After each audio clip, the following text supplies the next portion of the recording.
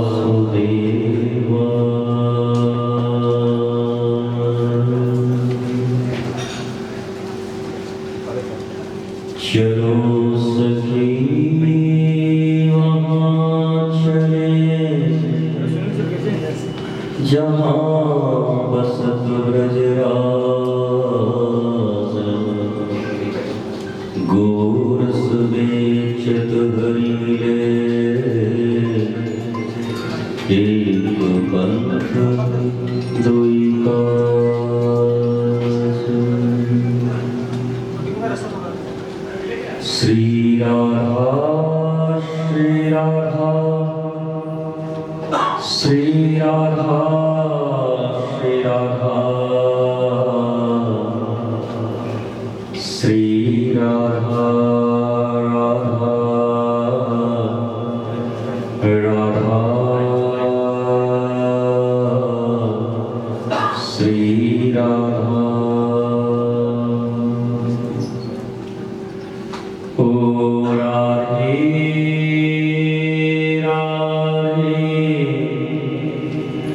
राधे राधे श्री राधे श्री राधे। यह तन विचारों को सुन रहे थे। एक चीज, एक कॉमेडियन होने के नाते, मिमिक्री आर्टिस्ट होने के नाते मुझे बहुत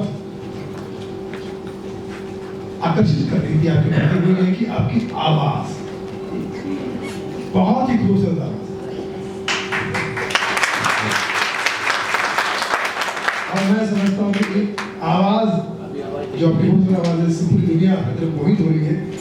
इसके लिए आपने कुछ बचपन से कुछ किया है, हमें कुछ करना चाहिए ताकि हमारी आवाज में भी वैसा बल आए।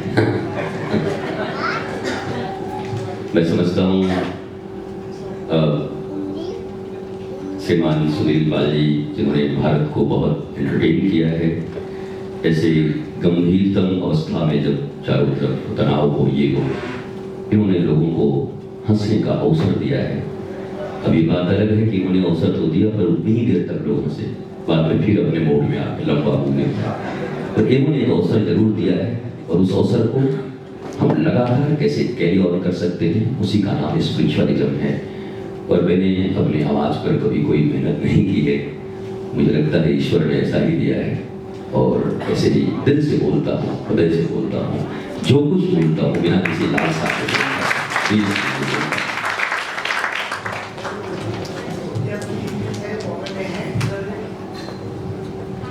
आप 3 दिन से बॉम्बे में हैं, अपना ये बताइए कि माया नगरी कैसी आपको लगी, क्योंकि यहाँ इकोनॉमिक कैपिटल है ये, और आपके यहाँ के लोग कैसे लगे तो आपने बताइए। क्योंकि हम तो 3 दिन से आपके साथ ही हैं। मैंने कल बताया था कि मुझे दिल्ली और मुंबई से डर लगता था पहले, पर मैं 15 साल तक दिल्ली नहीं गया था, वहाँ से 100 किलोमीटर दूर रहते हुए भी, वृंदावन में रहते हुए भी, क्योंकि लगता था काफ़ी बिजी लोग हैं और इतनी व्यस्त हैं कि अस्त व्यस्त हैं, तो अस्त व्यस्त लोगों के बीच में भी जाऊँ।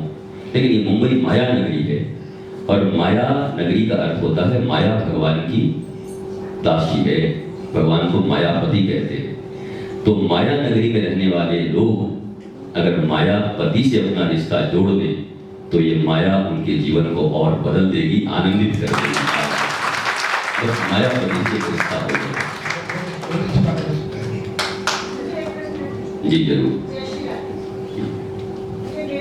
ये सब ज्योतिषियों की तरफ से मुझे बोला गया है कि आपके गुरुजी आए हैं वहाँ पर, उनसे ये पूछा गया है। जी पूछिए। उन्होंने बोला गुरुजी ज्योतिष के लिए या ज्योतिषियों के लिए कुछ अच्छा नहीं बोलती है, जरा गुरुजी से पूछ के बताइएगा। मैंने कहा मैं जरूर पूछूंगी। अवश्य, मैं आपके माध्यम से भारत ही नहीं पूरी दुनिया में जो ज्योतिष विज्ञान के, मैं पहले बता देता हूँ, ज्योतिष विज्ञान के जो मानने वाले लोग हैं, ज्योतिष एक शास्त्र है, ज्योतिष विज्ञान है, साइंस है। और जिस ज्योतिष विज्ञान में नासा जो अरबों रुपए लगाने के बाद आज ये बताती है कि चंद्र ग्रहण कब होगा, और हमारी सनातन संस्कृति और सनातन धर्म ने जो एक झोले में शंख और पोथी लेके पंडित जी चलते थे, वो बता देते थे कि कार्तिक मास में किस तारीख को और कितने बजे सूर्य और चंद्र ग्रहण लगेगा। तो जरा समझो हमारा विज्ञान कितना उन्नत है। और मैं ज्योतिषियों को प्रणाम करता हूँ, ज्योतिष विज्ञान को मैं प्रणाम करता हूँ। मैंने ज्योतिष विद्या के लिए कुछ नहीं कहा। अब कोई कहे कि मैं राजनीति करता हूँ और पूरा देश बेच के खा जाऊंगा, तो उनके लिए तुमको बोलना ही पड़ेगा। वैसे ज्योतिष विद्या के नाम पर लोगों को कभी जो डराया जाता है कि तुम्हारा जीवन ऐसे हो जाएगा, खबरदार, साफ ऐसे करना वैसे करना। मैं अपनी जिंदगी में पहली बार किसी ज्योतिषी से आज ही मिला। वो सुबह सुबह मेरे से मिले हैं और मुझे बहुत सारी बातें बताएं। उन्होंने कहा कि आप कभी जीवन में किसी ज्योतिष से मिले नहीं। हम देखिए मैं आपसे कितने प्रेम से मिल रहा हूँ, आप मुझे बताइए जो जो बताना है, और मेरा आपसे बहुत प्रेम है। मैं समझता हूँ आज जीवन में इतने डिप्रेशन खुद ही है लोगों को, इतने तनाव खुद ही है। और धर्म डराने के लिए नहीं होता, धर्म प्रेम सिखाता है। मैं धर्म प्रेमी पैदा करना चाहता हूँ भारत में, धर्म भीरू नहीं, धर्म से डरने वाले लोग नहीं, जो अपने धर्म से प्रेम करें। और मेरी एक बात सदा रहती है, देखो ये ग्रह भी सही है, नक्षत्र भी सही है, पर आपके पास वो ज्ञान अगर हो, पक्का ज्ञान, क्या आपको ऐसा नहीं लगता कि अच्छे लोग भी हैं, सच्चे लोग भी हैं, जिस विद्या को मैं प्रणाम करता हूँ बार बार, परंतु उसके नाम पर कुछ ऐसी चीजें भी हो रही हैं जिससे हमारी यूथ प्रभावित हो रहे हैं। मैंने उनके लिए बोला है। और आपके माध्यम से मैं भारत के उन समस्त ज्योतिष विज्ञान के वैज्ञानिकों को प्रणाम करते हुए उनका आशीर्वाद भी चाहता हूँ कि आपको शायद मेरी छोटी सी टुकड़ी कहीं सुनाई गई होगी। मुझे भी पता है वो करोड़ों लोगों ने देखा था और कम से कम 2 लाख ज्योतिषियों ने मुझे गाली दी थी उसमें। तो आप गाली मत दीजिए, आप पूरा सुनिए मुझे। मैंने ज्योतिष विद्या का इतना महिमा गाया है पूरे भारत में, पूरी दुनिया में, लेकिन उसके नाम पर मैंने कई लोगों को बर्बाद होते हुए देखा है। मैंने उनको कहा है जो फेक है, जो गड़बड़ है, जो उसके नाम पर कुछ गलत करते हैं। मैंने कहा था 12 पॉइंट ऐसे हैं कि तुम भी ज्योतिषी बन जाओगे, छोटे मोटे। कैसे? बोला इधर आओ, आप पैसा तो बहुत कमाते हैं पर टिकता नहीं है आपके पास। महाराज महाराज आप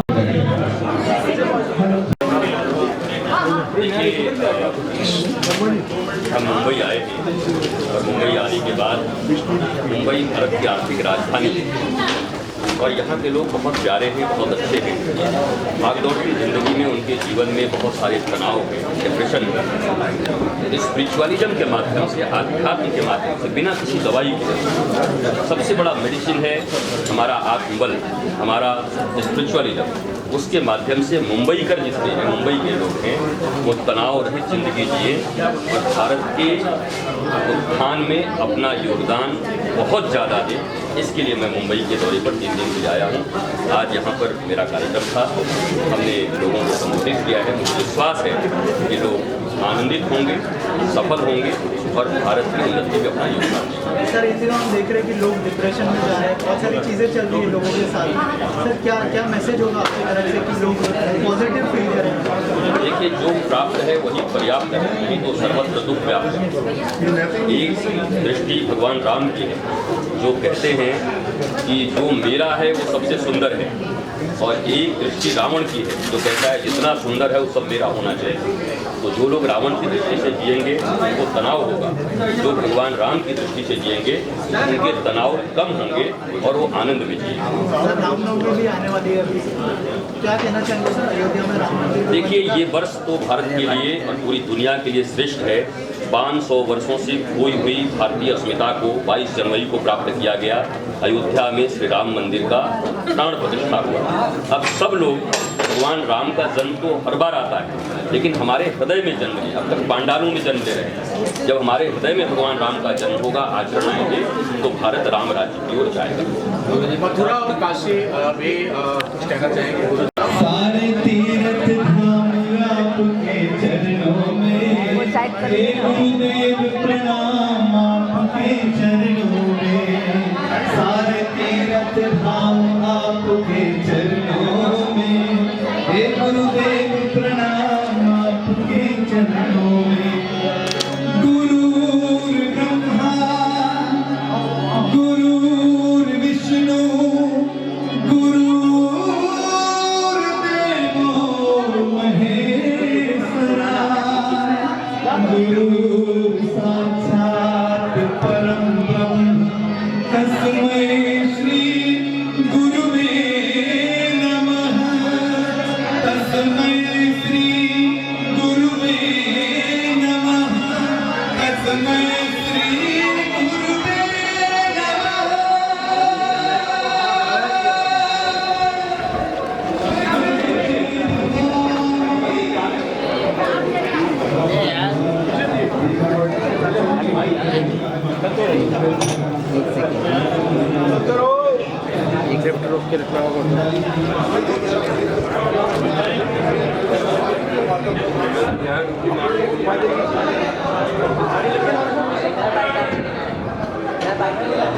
तो कैमरा पकड़ो ना, मैं आ रहा हूँ।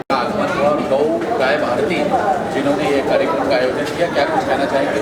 कितनी खुशी हो रही है इस तरीके के संत जब हमारे बीच आते हैं, उनका आशीर्वाद हमको मिलता है, तो कितनी खुशी होती है? क्या कुछ कहना चाहेंगे और आज यहाँ से क्या लेकर जा रहे हैं? सबसे पहले हमारी संस्था को ऐसा सौभाग्य प्राप्त हुआ, गौ भारत भारती को, कि ऐसे रितेश्वर जी महाराज जो मोदी जी के गुरु हैं और जिस प्रकार से उन्होंने राष्ट्र निर्माण के बारे में बताया, गौ के बारे में बताया और प्राणियों में किस प्रकार से सद्भावना होनी चाहिए, अपने को कैसे डेवलप कर सकते हैं, उसके बारे में प्रकाश बताया, उन्होंने बताया। ऐसा सौभाग्य प्राप्त होना ये बहुत ही मतलब एक अनुभव प्राप्त हुआ है और ऐसा प्रतीक होता है मानो ईश्वर हमें बता रहे हैं कि तुम सजग हो जाओ, अपने चीज़ों को संभाल लो। आने वाले दिन में जिस प्रकार से हम लोग अपनी संस्कृति की बात करते हैं, अपनी सभ्यता की बात करते हैं, उसको पूर्ण रूप से हमें पूर्ण करना चाहिए। और ऐसे मुझे लगता है कि आने वाले दिन में जिस प्रकार से रितेश्वर जी महाराज ने बताया हम लोगों को कि आगे किस प्रकार से जीवन जीना चाहिए, आपको ये बताते खुशी होती है कि आसाम से जब मैंने इनको बताया कि रितेश्वर जी महाराज जी आ रहे हैं, इन्होंने तुरंत बोला कि मैं टिकट करा के किसी भी हालत में आऊँगा, लेकिन ज़रूर आऊँगा दर्शन करने के लिए।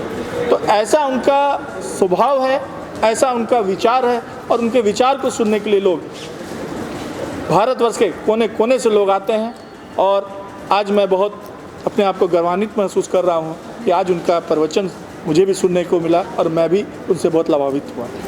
सर क्या कुछ कहना चाहेंगे आसाम से खास करके? हाँ, मैं विशेषकर यही कहना चाहूँगा कि आज के इस गौ भारत भारती के सौजन्य से जो कार्यक्रम रखा गया है, जो हमारे रत्नेश्वर महाराज जी आए हैं यहाँ पर महाराष्ट्र की धरती पर, तो ये बहुत ही पुण्य धरती पर आए हैं। महापुरुष का आगमन होना चाहिए हर जगह।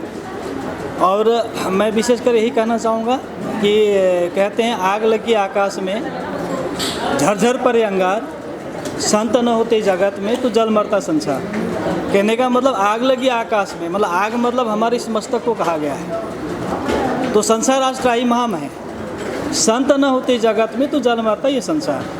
जब तक हमें शांति का संदेश, आत्मा का ज्ञान, सद्भावना का संदेश जन जन तक अगर न फैलाया जाए तो हमारा देश जो है सुरक्षित नहीं है, हमारे जनमानस सुरक्षित नहीं है। इसलिए ये आध्यात्म ज्ञान का प्रचार प्रसार होना चाहिए। और मैं ये कहना चाहता हूँ कि हम इतने दूर से 2500 किलोमीटर से दूर से हम चल के आए गुरुजी का दर्शन करने के लिए। हमारा भी अहोभाग्य है, जो ऐसा संतों का दर्शन मिलना भी बोलता बड़े भाग से मिला। तो इसलिए मैं हमारे इस महाराष्ट्र की धरती में हम आए हैं गुरुजी का दर्शन करने के लिए। मैं अपने आप को भाग्यशाली समझता हूँ। धन्यवाद। महाराज जी का यहाँ पे आगमन हुआ और खास करके कितने सौभाग्य की बात है कि गाय गौ भारती ने इस कार्यक्रम का आयोजन किया यहाँ मुंबई में। ये गौ कैसा भारत रहा एक्सपीरियंस, क्या कुछ कहना चाहेंगे? गौ भारत भारती का ये परम सौभाग्य है कि आज सदगुरु रितेश्वर जी महाराज जी का हमें सानिध्य प्राप्त हुआ। उनके मुंबई प्रवास के दौरान आज 1 तारीख को गौ भारत भारती के मंच पर आकर उन्होंने उनको हौसला दिया है, हमारा मनोबल बढ़ाया है कि हम ताकि गौ माता की सेवा, देश में गौ आधारित अर्थव्यवस्था और कृषि आधारित अर्थव्यवस्था को बढ़ावा दे सकें। तो मैं माननीय सदगुरु के चरणों में उनको नमन करता हूँ, प्रणाम करता हूँ। और मैं यही कहूँगा कि उन्होंने आकर के हमारे कार्यक्रम को एक नई दिशा, एक नई ऊर्जा दी है। तो ऐसे ही सदगुरु का आशीर्वाद हमारे प्रकाशन पे बना रहे और उनके मार्गदर्शन में हम काम करें, ऐसी मेरी इच्छा है। बहुत मिशन आज गुरु जी ने दिया आपको कहूँ कि जैसे उन्होंने कहा कि कृषि में ज़्यादा ये होना चाहिए, उसका मार्गदर्शन। मैं एक बात मैं कहना चाहूँगा कि आज तो मेरा जन्मदिन भी है, तो ये मेरा परम सौभाग्य है कि आज के दिन हमने एक अच्छा काम किया। और कृषि आधारित, गौ आधारित कृषि व्यवस्था का मतलब ये होता है कि देसी जो गौवंश है हमारे भारतीय, वो उसका जो बायो फर्टिलाइज़र गैस वो बनता है, जो बायोगैस गोबर का जो इस्तेमाल होता है, खेतों में इस्तेमाल होता है, उसको जैविक खेती कहते हैं। तो जैविक खेती जितनी यूरिया रहित या रसायन युक्त खेती से हम जितना बचेंगे, उसके लिए हमें गाय के गोबर का इस्तेमाल करना पड़ेगा। और गाय के गोबर का इस्तेमाल, गौमूत्र गोबर का इस्तेमाल हम तभी कर पाएंगे जब गाय प्रचुर मात्रा में गौवंश हमारे देश में बचेगी। उसको बचाने के लिए हमें अथक प्रयास करते रहना चाहिए, क्योंकि वही भारत का भविष्य है। क्योंकि हमारे आप देखिए खाने पीने को लेकर के हम कितने अनबैलेंस हमारे पास खाना पीना है। आज कोई भी आप खाद्य पदार्थ उठा लो, चावल गेहूँ, आप बहुत सारे रसायन युक्त हम सब्जियां खाने लगे हैं और लोग केमिकल मार के सब्जियों को हरा करते हैं। आप सोचिए उन सब्जियों को जब आप पका के खाते हैं तो पूरा केमिकल खाते हैं आप। हमारे वैज्ञानिकों का कहना ये है कि अगर हम इसको नहीं बचा पाए, नहीं सुधार पाए, तो आने वाले 10 से 15-20 वर्षों में 15-20 साल के लड़के बेमौत मर जाएंगे, उनको हार्ट अटैक आ जाएगा। आज के नौजवानों में हार्ट अटैक का जो न्यूनतम जो पैमाना देखा गया है, आप सब मीडिया से हैं तो आपको पता होगा कि 15-20-30 साल के 30-35 के अंदर के लोगों को हार्ट अटैक हो रहा है। पहले तो ऐसा नहीं था, हार्ट अटैक इतने होते नहीं थे नौजवानों को हार्ट अटैक। तब क्यों? तो मुख्य कारण यही है, उसमें देखा गया कि यूरिया युक्त, रसायन युक्त उनको खाना वो खाते हैं, इसलिए उनका जो इम्यूनिटी सिस्टम है वो कमज़ोर हो चुका है। अंदर का शरीर कमज़ोर है, वो झेल ही नहीं पाता है।